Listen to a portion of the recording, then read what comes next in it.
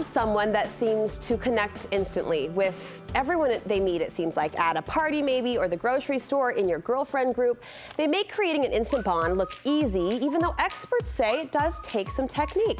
Corporate recruiter Carly Hazen is here to teach us all how to build that instant rapport with others. So it's not a you have it or you don't sort of a thing? I think there's always people who just do develop that instant connection. They can sit by a random stranger on a plane, or my mom goes to the grocery store and leaves with like 3 best friends. So there's totally, you know, your extroverts that are built with that instinctive gift. But there are a couple of tricks that I think people who go through therapy learn, people who go through sales training on how to really, truly connect with others and build that impact. And it can make a pretty huge change, because you always talk about first impressions. Yes. And we've talked many times in our segments about the importance of networking. So I think it's building that instant connection and then kind of letting it grow from there, because people always reflect on the first time they met someone that they ultimately become really close to. It does stick in your mind. It does. There is an art to it, though, even learning the skill, because we all know someone. In fact, I dated one of these someones, and I remember watching him thinking he's trying so hard to do X, Y, and Z. Yeah. And it almost backfires on you if you're not able to do it in a genuine way. People hate to be sold to. People hate it when they feel forced upon. But there's ways to make it very genuine, especially if you are a genuine person, but it's genuinely hard for you to push yourself out there or really try to build a connection in a very quick amount of time. I mean, in sales, you've got like 2 or 3 minutes to really get someone to actually pay attention to what you want to do. Technique number 1, you want us to mirror and match. Explain this. So mirror, matching, and leading. Mirroring is pretty simple. The general idea is that when you want to build a rapport with someone, you either mirror, match, or lead with them. Mirroring just being like subtleties in their language. If you start meeting with someone and they're a little quiet, a little soft-spoken, a little more thought-provoking, then you start kind of mirroring that. Other people are like so excited to meet you, and you really need to kind of find yourself cranking up the volume, and you leave those conversations a little more exhausting. But you really do try to kind of match their cadence. And we talk to candidates about this all the time in an interview. Just mirror their style. Let them lead. Let them talk how they want to talk. Let them set the stage. Let them tell you what they're interested in, and give you an opportunity to quickly try to match in step. If someone's crossing their legs, that's the matching. A couple minutes later, you could cross your legs or your arms. And what does that do internally, person to person? Psychologically, what it does is make them say, this person is like me. And people do business with who people like, right? People like to be friends with who people like. And that doesn't mean that we don't love some diversity, but that instant connection, it's psychological. You really, truly want to try to make a connection with someone that you believe is like you, or at least has the same values you do, or is after the same type of thing out of that. So it's a couple of seconds of thoughtful observation, right? Exactly. The cadence, the speech volume, all of that. Yep, that's those small mirroring techniques. There's a couple other things that I think are really helpful, and one is making eye contact.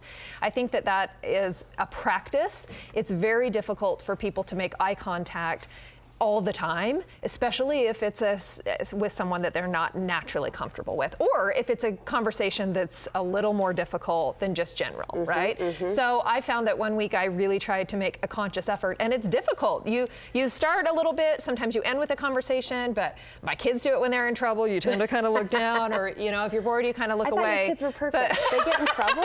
What? Could we do another segment on? It does take, though, a physical command almost of yourself to like train those eyes where especially in a new conversation, when you're really trying to set the stage and let someone know it's a sign of confidence. Yes. It's a sign of honesty, and it's a sign of genuine interest in what the other person has to say, because that's where it backfires. If someone really truly doesn't believe that you're interested at all in what they have to say, and you're wandering or getting distracted, no connection. Working someone's name into the conversation, you say, is another instant way to build that rapport. I had a boss who would do this in meetings. So you were always on guard. In a big group, he'd randomly say names. And so it always held your attention, and you did feel at least like he knew who you were. Yeah, and in a sales pitch, we recently went car shopping, and I noticed right before the big pitch or presentation, okay, so Carly, you know, they set the stage to really make sure you're engaged right now, but it is effective, and you don't want to overdo it. You just want to kind of lightly pepper in a couple of times, which I actually think is more helpful than anything to help remember that person's name. I was going to say, from a memory perspective, I'll meet someone, I'll ask them their name consciously, then later randomly we get talking, then I assign them a name that I think fits them a little better, and then for the rest of eternity, they're that person.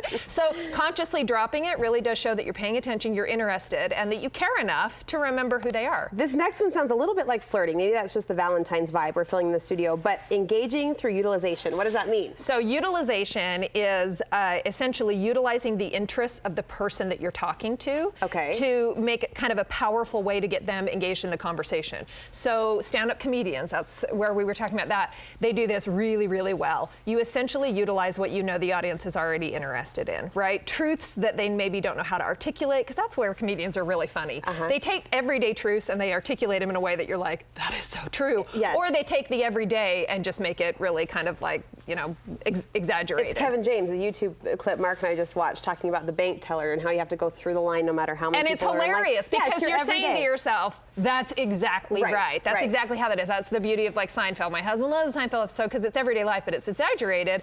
However, in everyday techniques, you utilize what you believe already to be true to get them interested, and then later, once you've done that, you can sprinkle in the conversation that you're interested in having, right? And you can parlay the interests that you have and that you're there to actually discuss. But first, you set the stage by utilizing what you already know to be true. I love that. Honesty and authenticity at the end of the day goes the farthest. Correct? Goes the furthest. Honestly, if you're genuine, you know, and you're making that eye contact, you're making a true effort. People know when you truly care, right? So I think being genuine, being honest, telling someone how you really feel, that's always really the best way to build that instant rapport. How was my eye contact? So good. Okay, Always so good. I learned from the best. Thank you so much, Charlie. We appreciate it.